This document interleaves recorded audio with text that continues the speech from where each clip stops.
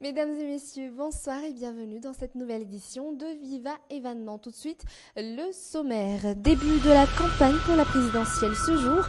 33 candidats dans les starting blocks. Ils auront à convaincre quelques 7 millions d'électeurs potentiels. Rencontre entre le président de la transition André Dzuel et le secrétaire général des Nations Unies Ban Ki-moon à New York. Le chef d'État malgache prendra la parole à la tribune des Nations Unies demain. Et l'axe numéro 1 des smartphones racheté pour un peu plus de 4,5 milliards de dollars au moment où Apple bat des records de vente d'iPhone.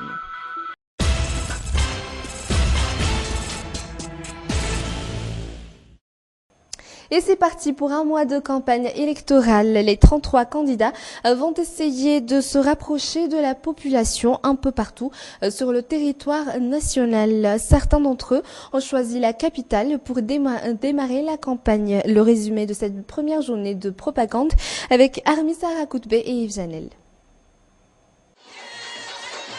Sur les 33 candidats, seuls quelques-uns d'entre eux ont osé affronter la population tananarivienne en ce début de campagne.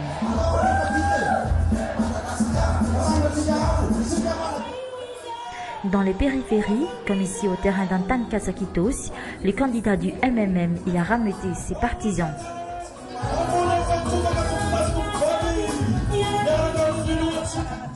Tous les moyens sont bons pour convaincre les électeurs. Pour le candidat Clément Ravalson, c'est le carnaval. Pareil pour le candidat Silvara Betsaroun, c'était un Janmao Chitos.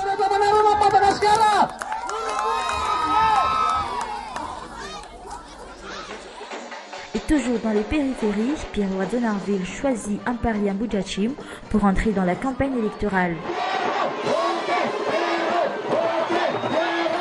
Quant à Jean-Louis Robinson, il n'est pas allé loin, c'est dans le centre-ville, au Magro Béouri, qui se présente pour la première fois devant ses partisans dans la capitale.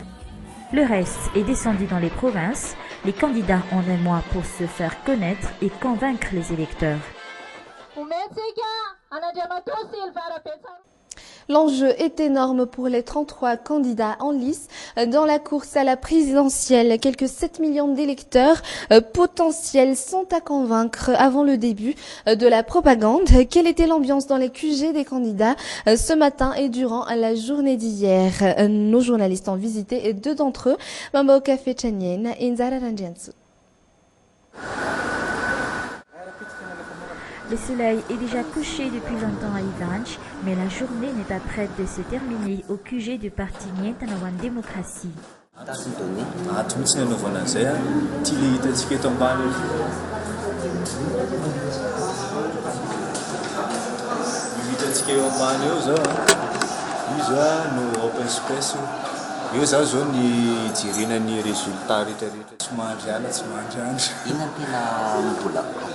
À partir d'aujourd'hui, on n'aura plus le temps de dormir. Nous sommes en train de préparer le début de campagne pour demain, qui aura lieu à Boudjachim. Toute l'équipe est mobilisée. Et si les réunions se succèdent, ce sont aussi les derniers moments pour donner les consignes à toute l'équipe.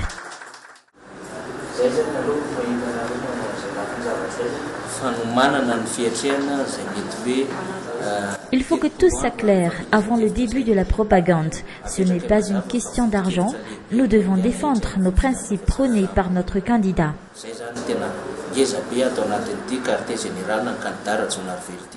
Au QG du MDM, le travail se poursuivra toute la nuit, pareil dans presque tous les QG, la veille du début de campagne. Toujours à Ivanch, mais dans un autre QG, ce matin à l'aube, l'ambiance se chauffe au QG du FFF. Toute l'équipe s'apprête à entamer le premier jour de la propagande électorale. Est-ce que tout se passe bien du côté d'Avarajan? Ok, on se voit tout à l'heure.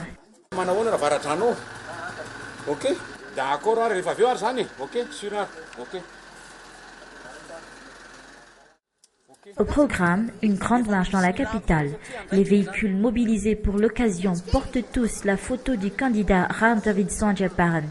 Et avant de partir, dernière répétition pour le cri de bataille du parti.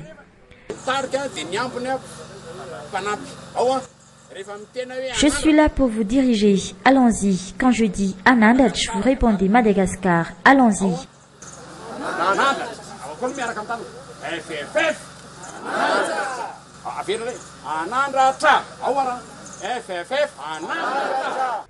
L'enjeu est de taille pour les 33 candidats en lice, quelques 7 millions d'électeurs potentiels à convaincre.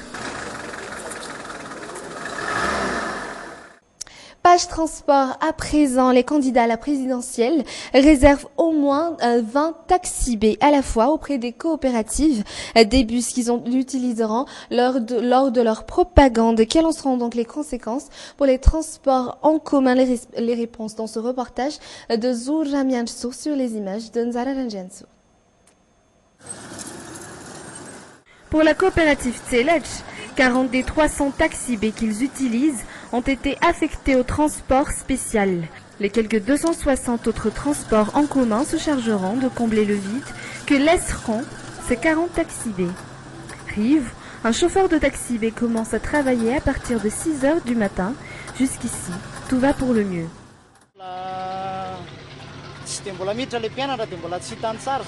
J'arrive encore à me débrouiller, ce n'est pas encore la rentrée pour toutes les écoles, il n'y a pas beaucoup de monde non plus, les places ne sont pas toutes prises, le reste des taxis B arrive très bien à se charger du transport en commun jusqu'ici.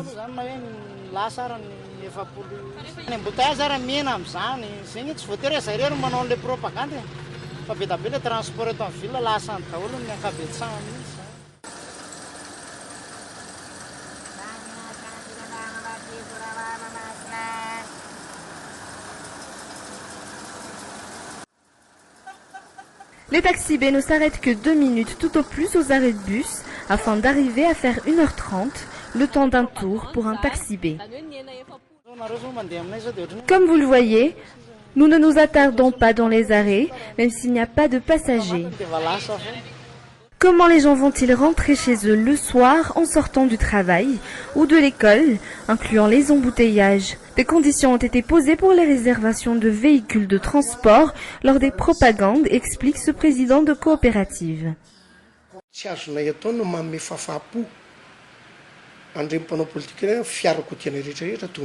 Notre contrat stipule que nous ne louons nos taxis B que pour une demi-journée et nous ne leur avons accordé que 40 véhicules s'ils en ont demandé une centaine.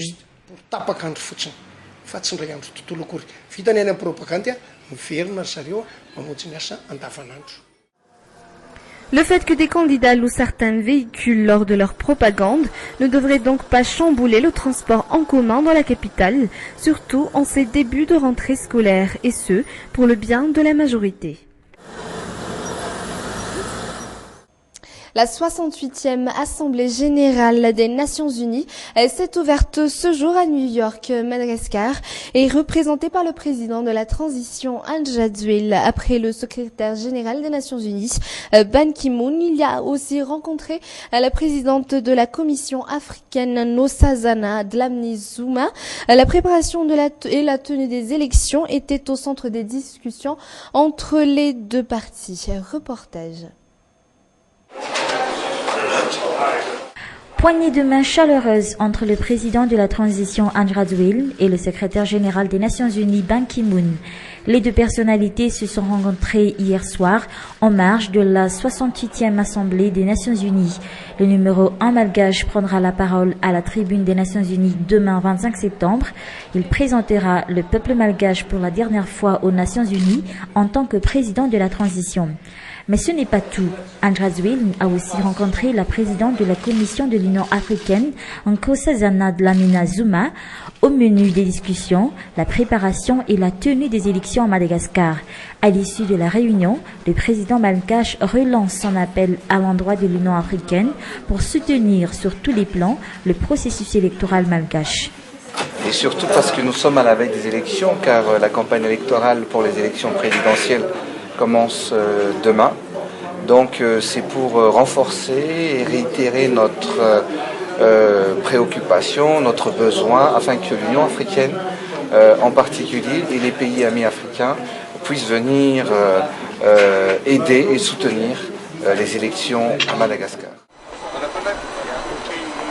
Et toujours au cours de cet entretien avec la presse, le chef de l'État malgache a réaffirmé sa position, faire sortir le pays de cette impasse.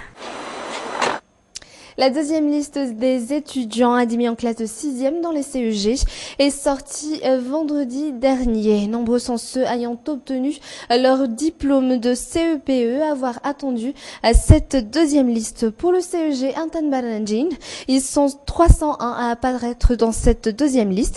Le nombre élevé des places vacantes serait à l'origine de cette deuxième chance. C'est un reportage de Zola Mianchou sur les images de Nzara Ranjiansu.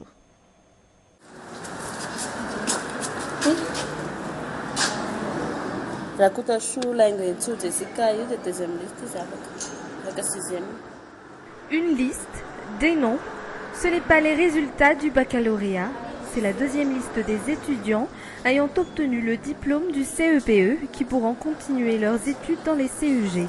Cette famille n'est au courant de la sortie de cette liste qu'aujourd'hui, et ce, grâce au bouche à oreille dans le quartier. Cela fait depuis très longtemps que Miura et Jessica attendent cette deuxième liste. Ma fille est très intelligente alors que son nom n'apparaissait pas dans la première liste. Nous avions espéré qu'elle soit dans la deuxième liste. Elle y est. Nous ne l'avions pas encore inscrite dans les collèges privés. Nous attendions cette liste.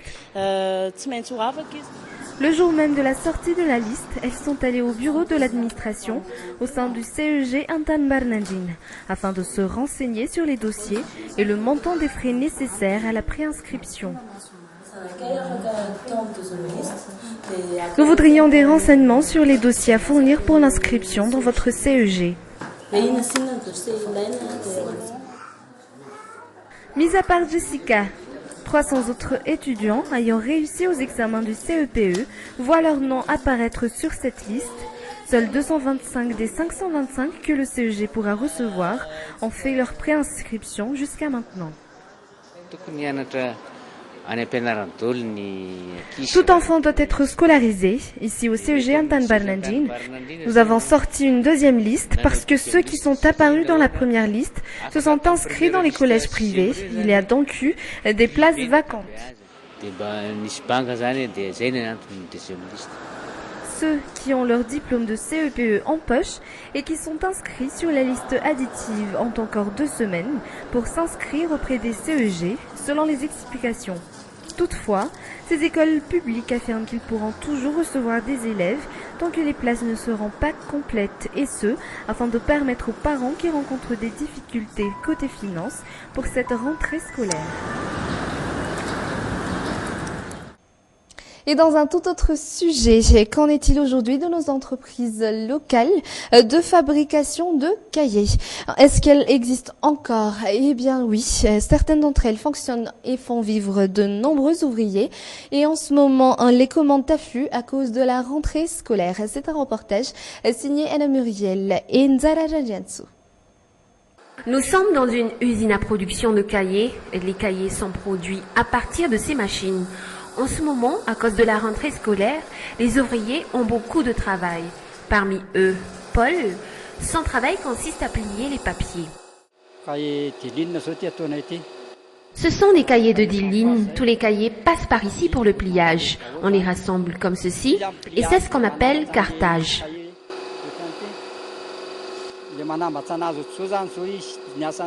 Il est ici depuis 8 heures du matin. Paul ne quittera l'usine que dans la soirée. En une journée, son équipe doit plier quelques 5000 papiers pour fabriquer 2400 cahiers.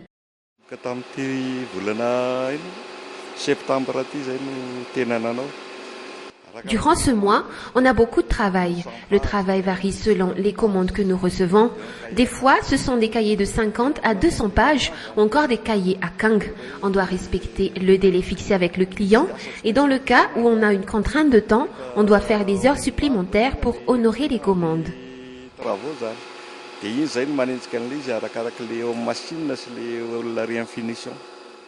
La production de cahiers, un des grands perdants de la concurrence déloyale en matière d'importation de cahiers.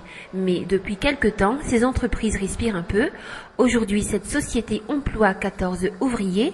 Son objectif, reconquérir le marché local. C'est la fin de ce journal. Merci de l'avoir suivi. Bonne continuation sur Viva. Au revoir.